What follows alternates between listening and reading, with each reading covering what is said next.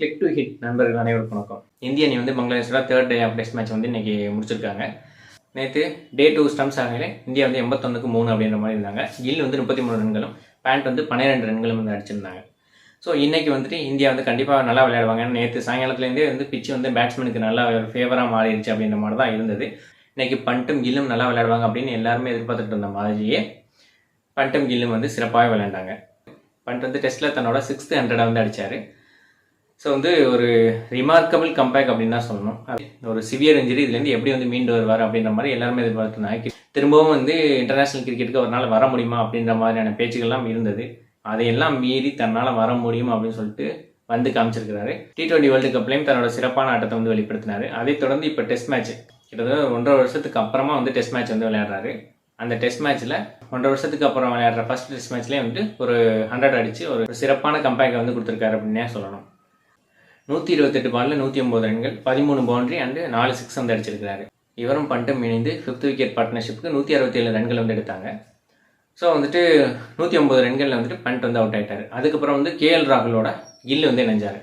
Kill வந்துட்டு அதாவது வந்துட்டு போன மேட்ச்சில் வந்துட்டு சரியாக விளையாடல, தப்பான ஒரு ஷாட்டில் வந்து அவுட் ஆகிட்டார் அப்படின்ற மாதிரி வந்து ரொம்ப ட்ரோல் பண்ணப்பட்டார், கிரிட்டிசைஸ் பண்ணப்பட்டார். இவர் தான் இந்தியாவோட ஃபியூச்சர் அப்படின்ற மாதிரியான செமையான ஒரு ட்ரோலுக்கு ஆளாயிட்டார் அப்படின்னே சொல்லணும். அதை வந்து ஞாபகத்தில் வச்சு இந்த மேட்ச் வந்து ரொம்பவே வந்து கான்சியஸாக வந்து விளையாண்டார்.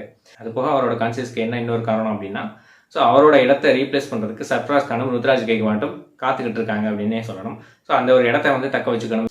கில் வந்து 119 ரன்களும், ராகுல் வந்து 22 ரன்களும் வந்து எடுத்தாங்க. இந்தியன் வந்து 287க்கு 4 ரன்கள் வந்து இருக்கும்போது ரோஹித் சர்மா வந்து டிக்ளரேஷனை வந்து அறிவிச்சார். ஸோ வந்துட்டு பங்களாதேஷ்க்கு 515 ரன்கள் வந்து டார்கெட்டாக கொடுக்கப்பட்டிருக்கு. ஒரு இமாலய இலக்கு அப்படின்னு தான் சொல்லணும். இந்த இலக்கை வந்து எப்படி வந்து அவங்க அடைய போகிறாங்க அப்படின்ற மாதிரி வந்து எதிர்பார்த்தாங்க. ஸோ இந்த மேட்ச் வந்து ஒரு ஈஸி வின்னாக இருக்கும் அப்படின்ற மாதிரி இந்திய ரசிகர்கள் எதிர்பார்த்தாங்க. நாங்கள் அவ்வளோ ஈஸியாக விட்டு கொடுக்க மாட்டோம், நாங்களும் கொஞ்சம் டஃப் கொடுப்போம் அப்படின்ற மாதிரி வந்துட்டு பங்களாதேஷ் வந்து ஆடிருக்காங்க. செகண்ட் இன்னிங்ஸில் பங்களாதேஷ் சூப்பராகவே ஆடிருக்காங்க அப்படின்னு தான் சொல்லணும். ஃபர்ஸ்ட் விக்கெட்டுக்கு 50+ பார்ட்னர்ஷிப் வந்து அடித்தாங்க. ஸோ 62 ரன்கள் இருக்கும்போது தான் ஃபர்ஸ்ட் பிரேக் த்ரூ வந்து பும்ராவில் கிடச்சிது. நல்லா ஆடிட்டு இருந்த அந்த அணியோட ஆசனை 33 ரன்களில் கலியிலேருந்து ஒரு சூப்பரான கேட்ச் பிடிச்சி அவுட் ஆக்கினார் ஜெய்ஸ்வால். ஸோ தேர்ட் விக்கெட்டுக்கு கேப்டன் ஷாண்டோவும் இஸ்லாமும் வந்து பார்ட்னர்ஷிப் போட்டாங்க. ஸோ இந்த பார்ட்னர்ஷிப் வந்து ரொம்ப நேரம் நிற்கல. அஸ்வின் பாலில் சுப்மான் கில்லோட ஒரு பியூட்டிஃபுல்லான கேட்சில் வந்துட்டு இஸ்லாமும் 35 ரன்களுக்கு வந்து அவுட் ஆகிட்டார். ஸோ அடுத்தது வந்து மொமினுல் ஹக்கும் கேப்டன் ஷாண்டோவும் வந்து ஒரு பார்ட்னர்ஷிப் போட்டாங்க.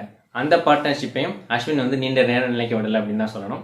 மொமினுல் ஹக்கு ஒரு சூப்பரான டெலிவரி மூலம் போல்ட் ஆக்கி அந்த ஒரு பிரேக் த்ரூவையும் அஸ்வின் வந்து கொடுத்தாரு. வழக்கமான மறுபடியும் வந்து கேப்டன் ஷாண்டோட முஸ்ஃபிகர் ரஹீம் வந்து இணைஞ்சார். ஸோ இந்த ஒரு இன்னிங்ஸ்லேயாவது முஸ்ஃபிகர் ரஹீம் வந்து சிறப்பாக விளையாடி ஒரு பார்ட்னர்ஷிப்பை வந்து பில்ட் பண்ணுவார் அப்படின்ற மாதிரி எதிர்பார்த்துட்டு இருக்கும்போது முஸ்ஃபிகர் ரஹீமும் வந்துட்டு ராகுலோட ஒரு சூப்பரான கேட்சில் வந்து அவுட் ஆகிட்டார். அஸ்வினோட பந்தில் ராகுல் வந்து செமையான ஒரு ஃபார்வர்ட் டைவ் அடிச்சு அந்த கேட்ச் வந்து பிடிச்சாரு. ஸோ முஸ்ஃபிகர் ரஹீமும் 13 ரன்களுக்கு வந்து ஆட்டம் அடித்தார். ஒரு பக்கம் வந்து விக்கெட்டுகள் வந்துட்டு இருந்தாலும் கேப்டன் ஷாண்டோ வந்துட்டு சூப்பராகவே ஆடிட்டு இருக்காரு. 1/2 வந்து கடந்திருக்கிறாரு, 51 ரன்கள் வந்து அடிச்சிருக்காரு. ஸோ இந்த ஒரு டெஸ்ட் மேட்ச்சில் வந்து தன்னோட முழு எஃபர்ட்டையும் கொடுத்து ஆடணும் அப்படின்ற மாதிரி வந்து முடிவு பண்ணியிருக்காரு அப்படின்னு நினைக்கிறேன். அவரோட அனுபவ வீரர் சைஃப் அல் ஹசனும் இணைஞ்சிருக்காரு. அவர் 5 ரன்களில் வந்து நாட் அவுட் ஆகிறாரு. ஸோ வந்துட்டு 3ஆம் நாள் ஆட்ட நேர முடிவில் வந்துட்டு பங்களாதேஷ் அணி வந்து 158 ரன்களுக்கு 4 விக்கெட்டில் வந்து இழந்திருக்கிறாங்க.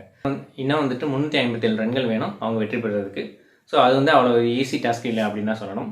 4th day 5th day of Chepauk பிச்சில் வந்து எப்படி வந்து பால் டர்ன் ஆகும் அப்படின்ற மாதிரி எல்லாருக்குமே தெரியும். அந்தளவுக்கு வந்து ஸ்பின்னுக்கு வந்து ஃபேவராக இருக்கும் 4th டேவும் 5th டேவும்.